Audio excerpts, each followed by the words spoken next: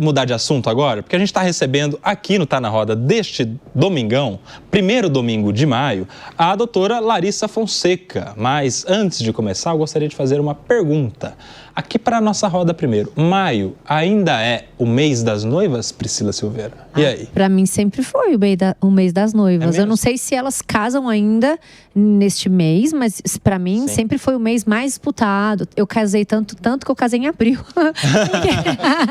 Porque eu não achava vaga, né? Enfim, e sempre para mim foi assim, maio, mês das noivas, esse nome. Ô, Acácio Miranda, eu quero saber de você. Você acha que as pessoas estão casando menos? Estão casando menos, isso é fato.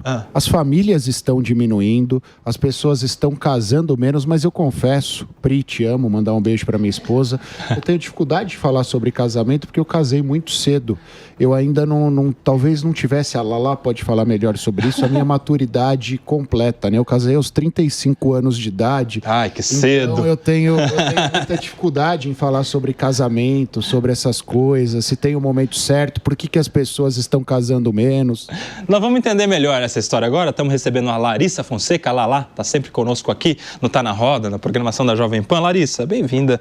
É um prazer enorme te receber aqui no Tá na Roda para discutir justamente esse assunto no mês das noivas. É ainda o mês das noivas? As pessoas estão casando menos, é isso? Por quê? Menos. Nos últimos 40 anos a gente teve uma queda de menos de 50% de pessoas casando. As pessoas estão se divorciando mais, né? Casando menos e divorciando mais. Divorciando mais. E a gente até pode trazer que em 2010 a gente teve, né, casamentos entre 26 e 29 anos e a gente teve um aumento significativo de pessoas casando com 40 anos. Eita! Então, e o segundo casamento, né? Na verdade, bom percentual dessas pessoas estão casando uma segunda vez, estão dando uma segunda chance ao amor. Sim. Eu quero entender o porquê. Vamos lá. A gente tem algumas coisas para serem levantadas. Primeiro que a geração Z, que são os nascidos ali em 97, valorizam mais experiências, vivências, né? E a gente, né, vendo, né, de uma geração millennial, ele nascido nos 81, a gente valorizava mais as tradições. Tinha uma cobrança também da família, né? Questões de tabus. As mulheres com empoderamento feminino estão priorizando mais a carreira. E a geração Z, né, acredita que os gastos na questão financeira pega muito. Então as pessoas estão fazendo os mini weddings, né? Que são outra forma de... A coisa do festão tá diminuindo, né? O festão tá diminuindo. Festão de casamento, chama todo mundo, aquela coisa que gasta um monte, depois a pessoa se arrepende, podia ter feito uma viagem, podia ter feito alguma coisa, né? Eu casei nos meus quase 30 anos, também fiz um festão, Nossa Senhora do Brasil e tudo mais, mas hoje em dia eu faria tudo diferente, né? Porque naquela época a gente casava e convidava a tia, a prima, vó, né? Algo que a gente nem conhecia muito bem as pessoas que a gente convidava. Tem gente que você conhece no casamento, você está conhecendo a pessoa. Exatamente, exatamente isso. E mudou, né? Acho que tem uma tendência a mudar. Tem uma questão relacionada com a baixa tolerância à frustração. Se a gente olhar aí, diversas influencers hoje têm colocado a vivência de bebês reborn, né? Falaremos disso. Se você olhar sobre isso, as pessoas tão baixa tolerância à frustração que estão vivendo a maternidade através de bonecos. Sim. Imagina o compromisso de um casamento, né? Se comprometer com o outro, quanto que eu consigo lá? Então tá, vou casar e vou firmar um compromisso. Mas e aí se a gente se separar? A gente tem advogados incríveis como o Felipe Monteiro, né? Para lidar com isso e para ajudar a gente. Mas a gente vai deixar de viver o amor por isso? Eu quero entender uma coisa. Por exemplo, a gente está vendo as pessoas se casando menos, mas muitas pessoas simplesmente juntam as tralinhas e vão morar junto, no namoro mesmo. Esse tipo de compromisso, de união estável, de simplesmente ir morar junto com o namorado, com a namorada, ali com o seu companheiro, com sua companheira, isso dá à pessoa uma sensação de menos compromisso? Menos compromisso. Uma maior facilidade de desatar a relação, e de infidelidade, alguma coisa assim ou não? Acredito que não necessariamente infidelidade, mas menos compromisso, né? Porque a gente consegue desatar os nós mais facilmente, né? Meu marido sempre falou pra mim, a gente não dá tempo no casamento, tá? No relacionamento, no namoro não tem tempo. Acabou. Se acabou, acabou. Então tenha certeza que acabou, né? Eita. Então, e muitos relacionamentos vivenciam isso. Então, assim, esse morar junto é uma tendência que já vem de muitos anos, assim como o relacionamento que não é relacionamento. Eu tenho muitas pacientes que já estão em relacionamentos há 8, 10 meses e não se chama namoro, você não pode ficar com ninguém. Mas a gente não chama de namoro e eu te apresento como minha amiga pra gente ir num casamento. Ô, louco. Então é complicado. Mas isso aí não tem nome, isso aí chama enrolação. Não é casamento, não é namoro, não, chama enrolação. Mas tem acontecido bastante. Então, assim como os casamentos não têm acontecido, os namoros também diminuíram bastante, né? O compromisso, o comprometimento com o outro. Estamos namorando, temos um compromisso social. Esses dias eu vi uma pessoa falar que terminou com o ficante. Porque teve que ter ali uma conversa séria para terminar a ficação deles. É isso. Então, assim, as pessoas deixam de se relacionar, de firmar compromisso, estão ficando e de repente começam a morar junto. É isso que começou a acontecer. Sim. Você sabe que você é uma especialista técnica nisso, né? Uma psicóloga, enfim, uma pessoa que tem aí suas especializações, pós-graduações, mas nós temos um outro especialista da vida dos relacionamentos aqui no nosso programa, e é o Felipe Monteiro. Eu quero trazer ele para nossa conversa. Pepe, o que está acontecendo, meu amigo? Por que as pessoas não estão mais casando de papel passado, com festa, e estão só indo morar junto? E aí, Pepe? Poxa, Cobinha, pior que eu sou um exemplo péssimo, né, para falar sobre isso, né? Até porque minha vida amorosa é um caos, né? Mas é o maior romântico que eu conheço na Jovem Pan. Exposição. A gente participou de outros programas e ele defende o amor. Eu defendo o amor, mas já desisti, Lala. Já desisti porque eu acho que nunca vou reviver a concretização de um amor recíproco, né? Meu Deus. Todas as mulheres que eu amo não me amam de volta, né? Então já joguei pro alto, assim. Aí eu queria perguntar para você o seguinte, Lala. Eu sinto que as pessoas não querem compromisso, né? Essa é a grande verdade por trás do mês de maio não ser mais chamado de mês das noivas, as pessoas estão deixando de casar, né? As pessoas não querem entrar nas profundezas de uma relação, né? As pessoas querem ficar na espuma, né? As pessoas querem ficar na parte superficial, né? As pessoas não estão a fim de conhecer umas às outras, né? Até porque conhecer umas às outras dá trabalho, né? Você conhecer uma pessoa, você conhece o melhor e o pior dela ao mesmo tempo, né? Então, para você querer gostar de estar com alguém e disponibilizar o tempo para estar com alguém, exige muito de você e muito da pessoa. E a gente quer o mundo com facilidades, o mundo, na verdade, com nenhum tipo de obstáculo. Então, eu queria saber por que o mundo é assim? A gente tem... Porque o mundo é assim. A pergunta, olha só. Chegou a rupiar. A pergunta dele. Por que o mundo é assim? É a pergunta do Felipe Monteiro. E aí, Lala? Olha, a gente está vivendo uma era de amores líquidos, né? Amores superficiais em que a gente simplesmente não conhece a outra pessoa. Muito do amor está relacionado com a amizade, com conhecer as pessoas profundamente e aceitar os defeitos da outra pessoa. Isso faz parte, né, de uma relação. Qualquer relação a gente tem que entender e aceitar as dificuldades e ter as qualidades. E as pessoas hoje só querem viver na superficialidade, como você falou, na espuma, né? Porque a rede social traz muito disso também pra gente, né? Esses encontros rápidos, fugazes, que traz uma baita dopamina e se apaixona e fugazmente termina tudo, né? De uma forma muito breve, conhece outra pessoa e por aí vai. Não dá tempo da gente formar uma amizade e desenvolver o amor, que é o amor seguro, o amor que confia e um vínculo profundo, né? A gente não está desenvolvendo mais vínculos profundos com as pessoas. Deixa eu te fazer uma pergunta capciosa, porque eu tenho uma opinião a respeito. O amor acaba? O amor acaba. O amor acaba? O amor acaba. E aí? A gente transforma o amor, é difícil, né, falar sobre isso, porque muitas vezes deixar de admirar a pessoa e às vezes marcas e vão construindo mágoas e a gente vai ficando marcado e diversas vezes sem alimentar essa relação, sem alimentar a admiração, sem alimentar o amor, ele acaba. Mas aí acabou? Porque como é que faz? Não tem como um casal reviver um amor? A gente tem que se esforçar bastante. Se restaurar sua união, seu casamento, sua parceria e inclusive o seu sentimento? Sim, e aí? Tem que querer os dois. Tem que querer. Tem que querer. Tá vendo? No final a gente concorda. Porque qual é a minha teoria? Eu quero a sua opinião, doutora Lala. Eu acho que o amor é uma decisão. O amor não é um sentimento. O amor é uma decisão. A pessoa decide amar diariamente um ao outro. Principalmente um casal, né? Eles decidem. Tanto é decisão, olha só, uma explicação teológica, inclusive. Tanto é decisão e não sentimento, que é um mandamento. Deus mandou as pessoas amarem, então elas têm que cumprir o mandamento, decidindo amar umas às outras. Claro, no convívio com os próximos, amar a Deus e amar a esposa ou a mulher amar o esposo.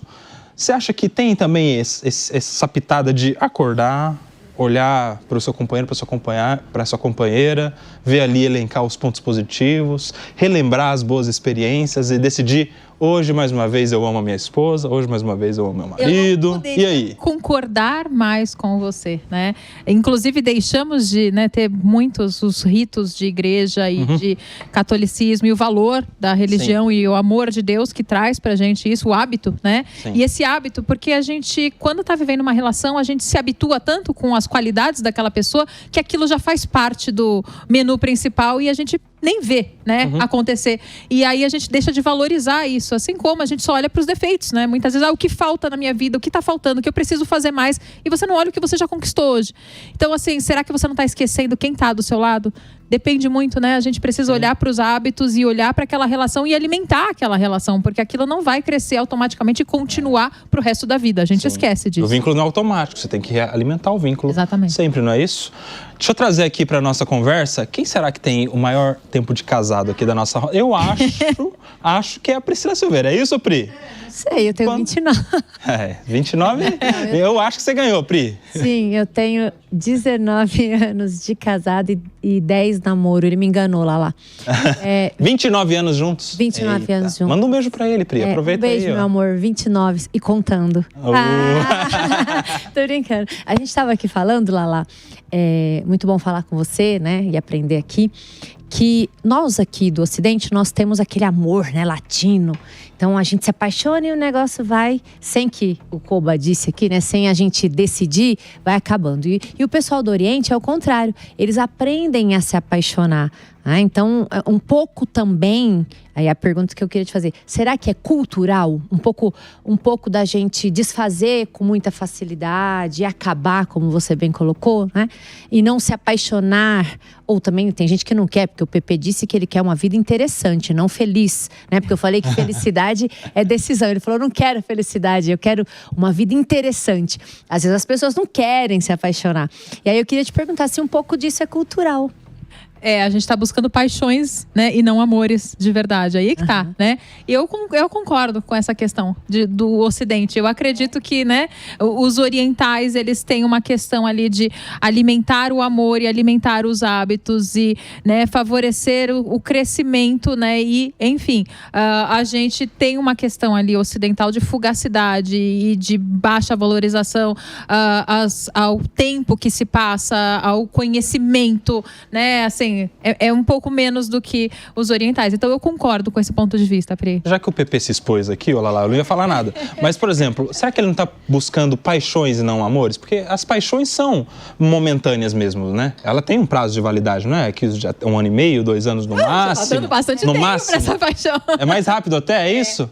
Porque é um negócio que vem, é uma fumaça, né? Você passou um tempo apaixonado. Parafraseando o PP. Oi? É uma espuma. É uma espuma. E aí? É isso, na verdade, né? Assim, passa muito rápido e quando passa a paixão, a gente tem a oportunidade de continuar vivendo isso através do amor, através da amizade, né? Muito do que você traz está relacionado quando a gente tem um amor verdadeiro, construir uma amizade com aquela pessoa, ter um vínculo com aquela pessoa, um comprometimento e tem a questão da cumplicidade, né, do casal em compartilhar a nossa vida, as decisões e as escolhas. E hoje a gente está extremamente egoísta, né? Então a gente quer fazer por si só e independente do que acontece com a outra pessoa, são escolhas, né? E a gente não quer que o outro interfira nas nossas escolhas. Você concorda comigo que a pessoa não deve casar apaixonada? Mas é tão bom, né, se apaixonar. Mas de repente... Então, aí a gente tem... Não, eu acredito que... Pode casar apaixonada. Que a gente pode acabar cometendo falhas e erros, mas a gente vai... Então, aí o que está acontecendo? As pessoas se apaixonam, passa a fase da paixão, não se entregam para uma relação de amizade, para um comprometimento, para aceitar, tolerar a frustração com o outro, e aí passa a fase da ideia de casar. E aí eu me apaixono por outra pessoa. Então é possível, sim, transformar, porque depois que a gente firma um compromisso e está casado e está junto, é possível que essa paixão se torne amor e continue, por mais que existam defeitos e falhas da outra pessoa. A gente não vai encontrar ninguém perfeito. O Diego Tavares tem uma história interessante também, hein? Fala aí, Diegão, sua história. Você que começou cedo, né? Eu comecei bem cedo. Olha só. Não, mas primeiro eu preciso fazer uma anotação aqui, que esse papo tá abrindo demais a minha cabeça. Porque eu jurava que essa queda nos casamentos era só questão de grana. Pra mim, o pessoal tava formando trisal hoje, que era pra complementar a renda. Esse papo mais profundo da fugacidade das relações. E também deixar claro aqui pra você, moça solteira que está nos assistindo hoje, manda um direct pro PP, que o PP... Ele está em busca de novas paixões e, quem sabe, um novo amor. Antes de você complementar a sua pergunta, coloca o PP na tela, Vitinho, por gentileza. E o arroba dele aí, ó. Esse crédito, homem pode ser seu. Não, o crédito do PP, Felipe Monteiro, arroba FN Monteiro, neste domingão, mês das noivas. Se você tá procurando um amor, uma pessoa pra te pagar um jantar caro, naqueles restaurantes chiques que você vê no Instagram dele, meu amigo, uma pessoa inteligente, conversa sobre qualquer assunto, galã, Felipe Monteiro, FN Monteiro, vai lá, manda aquele direct do coração pro Felipe Monteiro, depois ele vai contar se deu resultado. Agora sim a pergunta do Diego. Vou retornar com essa matéria aqui. Olha, eu queria saber, Lala, a respeito de todas as questões que nós estamos levantando aqui agora, você acha que o casamento vai acabar de vez? As pessoas, em um dado momento, elas vão abandonar de fato essa instituição do casamento? Não, eu não acredito nisso. Eu acredito que a gente está numa tendência a um retorno mesmo, né? Na verdade, assim, a gente está entrando num momento em tanto que as pessoas estão com dificuldade de se relacionar e estão extremamente carentes, estão, né, enfrentando uma falta e uma falha, que a gente vai chegar num ponto do ser humano que você fala assim, eu não aguento mais, eu não consigo mais tolerar, eu preciso me vincular a alguém. Claro que amor nenhum começa a partir de carência, de dependência emocional, pelo contrário, né? Na verdade, a gente se apaixona muitas vezes e se transforma em amor quando não há a nossa carência, a nossa dependência. Então, o primeiro ponto, a gente tem que trabalhar dentro da gente mesmo, né? A gente tem que trabalhar e se conhecer melhor e saber o que a gente está buscando. Não que a gente tenha que ser inteiro, encontrar uma metade da laranja, né? Não é bem isso, né? Mas a gente tem que ser pessoas inteiras para se relacionar com uma pessoa e conseguir admirar outra pessoa e gostar da outra pessoa e dar uma boa entrega. Admiração é importante, manter a admiração. É extremamente importante. Quando perde a admiração e se transforma em amor fraterno, aí o negócio quebra. Virar amigo? Tem muito casal que vira amigo, vira brother. Não, e aí a gente precisa ser amigo, mas assim, é o amigo, vira só amigo com a atração, com a química, né? Com a relação, com o querer o crescimento. É claro que nenhum casamento vai durar com extrema paixão o tempo inteiro. Nem com extrema admiração o tempo inteiro. Aí um alerta interessante para os casais que não brigam, que se dão bem, que, né, não tem nenhuma crise no casamento, mas que às vezes não cuidam, né? Dessa relação. É uma armadilha para esses casais que se dão bem. Simplesmente irem levando a vida e, de repente, quando perceberem, já era. É tão fácil se perder no casamento, né? A gente acaba tendo filhos e a gente acaba vivendo em função dos filhos e nunca prioriza o casal. Então, esse pode ser uma grande falha dos casais. E aí, um tá ajudando o outro, um tá reforçando o outro para o sucesso profissional, para a carreira, né? Para os pontos, e acaba esquecendo de simplesmente alimentar esse amor, alimentar a pessoa, elogiar a pessoa que está junto, né? Então, ó, você que tá assistindo aí em casal, não é que vocês não estão brigando, que tá tudo bem, não. Dá um cutucão aí e fala, precisa de um momento a sós, um jantar de casal. Uma conversa a dois, tá vendo? Vê um programinha aí num fim de semana, num desses, como é que chama? Desses chalés românticos, né? Exatamente, uma atividade física, junto, alguma afinidade que a gente consiga desenvolver juntos. Às vezes vai ser um esforço. Fica a dica pra você também, viu, Acácio Miranda? Faz a próxima pergunta. Olá, eu ainda tô meio inebriado pelo poema declamado pelo PP aqui. Mas enfim, para mim, pelo menos, pode até ser uma interpretação equivocada, mas a gente vive meio que uma época do amor livre, né? As pessoas nunca tiveram tanta liberdade para amar e parece que, ao mesmo tempo que essa liberdade vai aumentando, as pessoas vão valorizando menos o amor. Pelo menos comparando com aquela visão de amor que a gente tinha alguns anos atrás, aquele amor construído aos poucos, nos detalhes, não era algo tão abrupto assim. Isso interfere também nisso que a gente está falando, que as pessoas casam menos, que os relacionamentos duram menos, essa facilidade, essa proximidade que as pessoas têm, a falta de desafio é um desestímulo para os relacionamentos? Quando você traz essa liberdade, a gente está falando de um cardápio extremamente extenso, né, em relação à liberdade, né, enfim, sexual, liberdade de se relacionar com pessoas, e aí a gente acaba pulando, né, de uma relação para outra, que é que a gente mencionou sobre os amores líquidos, e isso faz com que a gente simplesmente deixe de investir naquela relação que poderia ser uma relação muito bacana, uma pessoa muito legal, mas a gente começa a ver algumas falhas e alguns defeitos e a gente já vai pular para o próximo item do menu. Olha só,